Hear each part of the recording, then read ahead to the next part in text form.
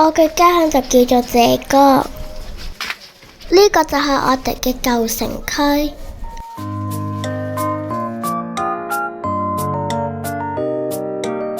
我哋呢度好多人都係姓謝㗎。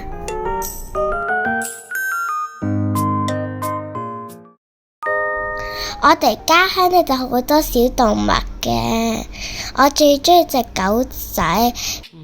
啲狗仔好可愛㗎，前面嗰隻白色呢都好可愛㗎，隻白色後邊嗰啲狗仔都好可愛㗎，睇下。啡色嗰隻狗仔呢，我就最中意嘅。爸爸，你唔係俾狗糧我嘅咩？係喎，你唔攞出嚟嘅？就係呢隻狗仔啦，呢隻啡色狗仔就係我最中意嘅。我喺香港呢買咗啲狗糧呢，可能太硬，所以佢唔食，因為可能佢仲要飲奶啊。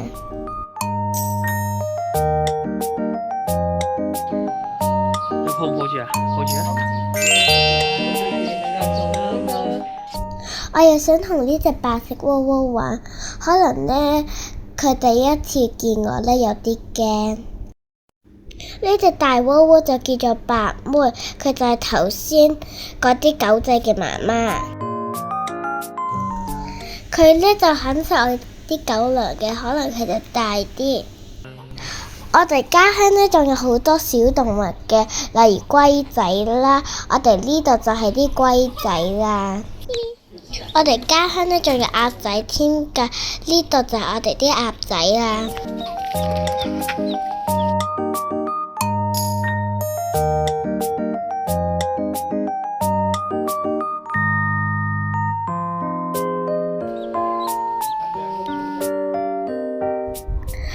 我哋玩完啲小動物呢，就輪到我哋玩啦。最後呢，我就講埋我啲感想啦。我呢就幾鍾意返我個家鄉嘅，因為呢又見到啲親人啦，又見到啲狗仔啦，又有得去呢個兒童遊樂場玩啦。